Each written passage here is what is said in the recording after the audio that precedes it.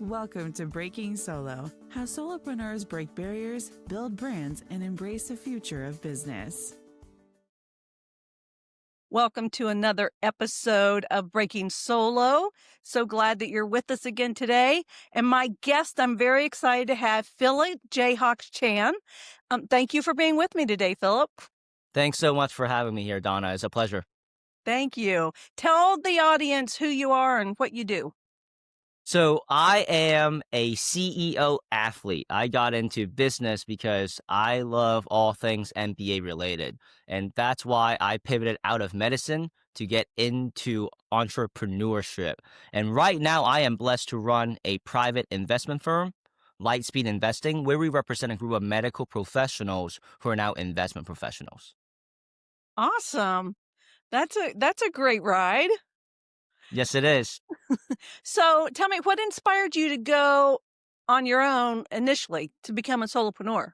Yeah, I would say it's the discontent and unfulfillment that I had found when I was going through surgery training, right? So growing up, I moved initially from Hong Kong, City of International Commerce, right, to Overland Park, Kansas. And I was supposed to take over my dad's accounting firm, Donna. But I said, thanks, no thanks. Just one, I didn't want to wake up in the city, as I'm a city boy that loves the suburbs. And two, I did not want to wake up and do people's taxes. So when he was like, okay, kiddo, what do you want to do? And I said, I have no clue. Let me explore the medical field. And at the time, being a surgeon really resonated with me, right?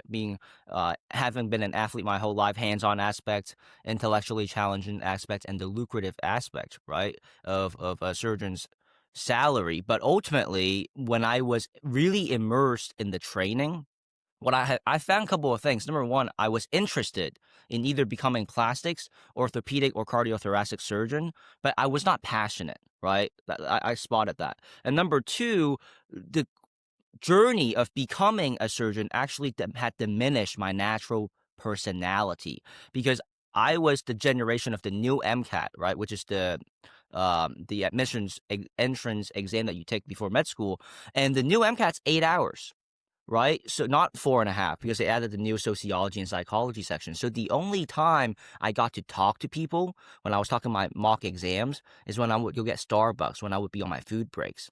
And it naturally made me, become a mute, which I really did not like. And I was like, if this is what med school is about, 10 to 12-hour days of just pure studying, not much human interaction, I don't know if I can stomach that. Right. And of course, this did not happen during college. It happened afterwards. But my own personal desire and dreams of owning an NBA team really came about during my master's, right? And so it was a combination of these things where I had recognized, okay, let's say if I do become a surgeon, I was like playing with it a little bit. Maybe I could be a team physician, right? Orthopedic surgeon's team physician, but I would still only be around the team. I would still be doing surgeries all day, every day. And yeah, the salary is great, maybe $500,000 plus minus, but what am I doing, right? I'm stuck in the OR rooms. So I wanted freedom. In order to own an NBA team in today's markets, you need a minimum of $5 to $10 billion, right? Which, as great as a surgeon's salary is, that's not going to get it done either, right? So I would say it's a multitude of these things. But yeah, first and foremost, the discontent and unfulfillment. And I knew that I needed to break out of conventional norms, right, to enter a pathway that would lead me down my own path of, I would say, enjoying life to the fullest. Awesome. So what was that first business that you started then? Yeah. So 4 years ago was when I started my LLC officially, the summer of 2021. As a matter of fact, it was the summer I was supposed to have graduated from my master's. That's right, Donna. I was 98% completed, but I could not get over, why would I analyze business as opposed to doing business? Because they wanted me to take a business analytics course at the end alongside my comprehensive exam. I just couldn't make it make sense. So my first LLC, the one that I still have, is a international consulting LLC. And I definitely did not hit my mark immediately. I had to go through several iterations of different offerings and taking action in the real world to get to a point where about 8 months later, I really decided to hone in on all things leadership development oriented, right? And that's when I really started focusing on developing my own leadership development firm all across the globe. But yeah, at the beginning, it was various activities, right? I dabbled in crypto. I dabbled around luxury timepieces. I dabbled around being a business development consultant. But again, I really found all things leadership oriented to be my best fit, right, in business. So that's when I went down my own journey of being a bona fide solo entrepreneur, in building and growing Leadership Visions International. Awesome. That's great. So, what has been your biggest challenge in that process? The biggest challenge, once I found out that I wanted to go all in on leadership, was then adjusting my infrastructure to where I can accommodate clients at the higher ticket levels, right? Because at the beginning, I was getting clients. Obviously, I was still green, right, in business. But I realized I was like, okay, if I really want to make this like a full-time thing, I got to have more income coming in, right? And so one of the ways that, would help be more value to not only to the market, right, but for everyone is if I started learning how do I provide value at the high ticket level. So that was, I would say, the bigger challenges that I had. But ultimately, the challenges are what shapes you, right? And that's really where I got to hone not only my leadership skill sets, but my sales and negotiation skill sets. Awesome. So, So, so that was monumental because when I was granted the opportunity to meet my business partner, those skill sets really came about and it allowed us to establish a really great relationship. that's great. So, how did you decide then what your unique niche was going to be? What pushed you in Well, that direction? yeah. So at the very beginning, I didn't really have a niche, to be honest with you, right? I mean, there was a lot of figuring out. But what I am, and I would say what's made me who I am now is I am a walking compilation of programs and self education, right? That's how all the wealthy became successful.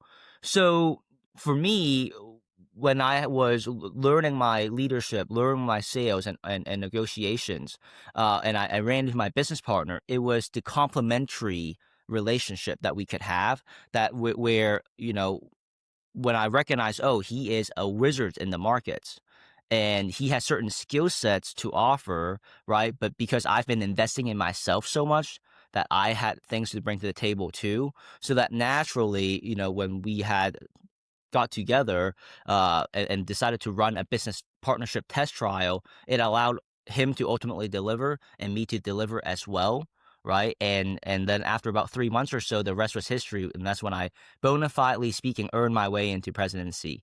So president and CEOs, and that obviously didn't happen overnight, but Right. I would say it came from again. I would say my two biggest thing that I hang my hat on is networking and mentorships.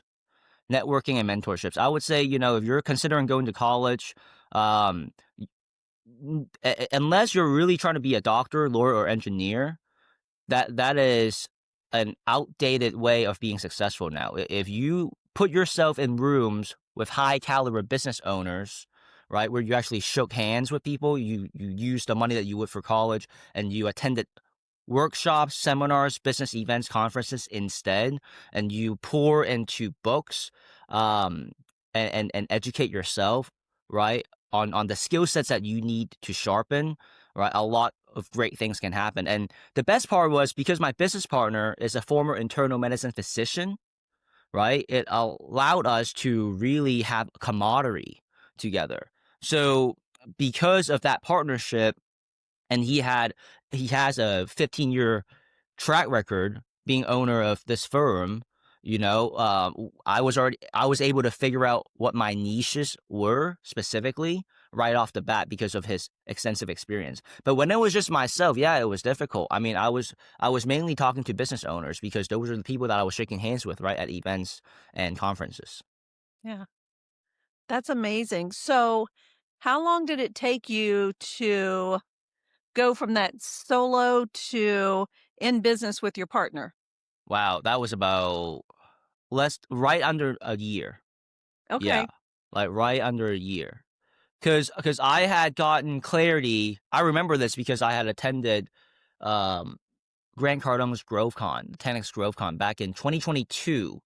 And at GroveCon, it was where I decided to go all in on leadership. And that's also the conference that I got my first handful of clients. And so I think I did that for a good like 6 to 8 months. And then that's when around November, at the end of November was when I met my business partner. And at the time, we really hit it off. He was the last person that I spoke to at the event in Florida. We ended up walking out of the event together. And ultimately, I decided, because this was before the turn of 2023, I decided to really assess and study how he approaches the markets to see how legitimate it is.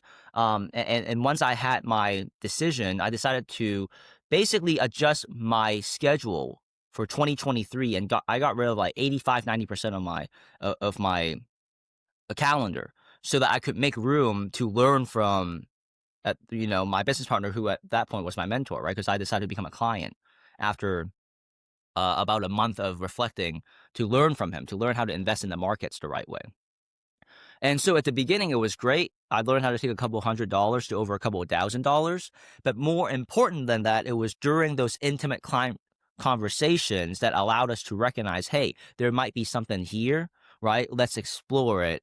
And after those conversations, we decided to give our partnership a test trial. He delivered, I delivered. And again, after 3 months, the rest was history. Awesome. So how big is your team now? Is it the two of you, or do you have others on board? So there's 3 executives, right? There's him, he's the owner, me, and then my CIO, who also started as a client, by the way. I would say on the business side of things, we have right under 10 people, right? But on the trading and investing side, I know my business partner himself, he has like 65 traders underneath him. Wow, that's amazing. Yeah. So again, right, we combine our resources and skill sets together when we formulated this joint venture. Yeah. Yeah. Smart. Very smart. So how do you stay ahead of trends and adapt your business accordingly? Trends in business? That's a great question. I mean, a really great, I would say, recent trend is AI, right? So what we want to do, what I want to say about trends is we seek to be the innovators, because if we set trends, well, then people follow. So first and foremost, that is the intention. Smart. And I'm really excited to announce that as of 2 days ago, we officially inked a deal with a fellow family office fund where we can announce that they are our partners in our money management division as well. So we've got $500 million in assets under management now, that because of this partnership, 8-year track record where the annual returns are 40% minimum, right? And the approach is algorithmic trading. But I would say the biggest trend that you can go after is studying your industry, studying the best in the industries, figuring out what are the biggest problems that they are solving, they have solved or are looking to solve, and do it in a way that is unique to you. Right? That's my biggest advice, because just within our realm of investing, it's a $9 trillion problem that we're solving, and that's just namely the stock options market, right? I mean, there's all these nuances between futures, commodity, stock options, and stocks and equities itself, and then foreign exchange, forex. But yeah, I mean, just within the stock options realm, we're looking at a $9 trillion problem. So if you look at Elon Musk, right, what kind of problem is he solving? Or is he attempting to solve? Well, it's planetary and galactical, because he's trying to get out of the planet, right? He's trying to figure out how to go to Mars. And so I always, my bread and butter is success principles. And as I've been Jayhawk racing Kansas, championship excellence, right? Because when you have the blueprint of success principles and championship excellence, irregardless of the industry, right? you can apply it. And the principles are just blueprints. So in this case, Elon is solving a really big problem on the planetary and galactical scale. And in business, one of the principles is the bigger problems that you solve, right, the bigger money can be involved. And now, obviously, we're not just doing everything for money. Mainly, money is the vehicle, right? The currency, the tool that gets you to freedom, right? So let's get that cleared. But yeah, I mean, if you're an entrepreneur in fill in the blank, marketing, sales, I would, study the best. Study the best. What have they done, and what are they seeking to accomplish? And then figure out how you can do it in your own way. Great advice, Philip. Great advice. So, do you have a tool, an app, a resource that you can't live without in your business? So it's the people at the end of the day. I would say that precedes all of those things.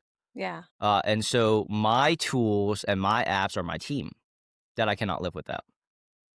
In a leadership principle, if you want to go fast, go alone. But if you want to go far, go together. And regardless of whatever vehicle of business we're in, Donna, right? Whether it be restaurant, investing, podcasting, marketing, say it, whatever, right? That's a vehicle of business. But ultimately, we are all in the people business. You see? So I would say that I learn from my business partners day in and day out, and I learn from my mentors day in and day out, right? So I would say my biggest tools and resources are having sought after the right people, right? And before any of that, it should be yourself. Because nothing is certain. And if you can get to a level where you're so confident that the only bet that you're willing to make is on yourself, then you will be an unstoppable force, right? You have to be willing to invest in yourself. You have to be willing to invest into skill sets, right? And invest into people and have an open mind for connecting and collaborative conversation. Because I hang my hats and my own skill sets around leadership, right? Sales, negotiations, right? And I would say a joint venture minded personality.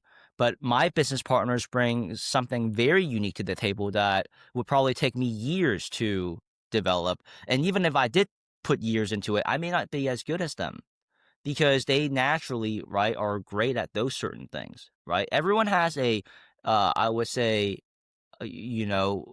personality that suits them for certain skill sets and aptitude on certain things, right? Right. And that's the whole point of business is to not do everything on your own, to get to a point where you don't have to be a solopreneur anymore.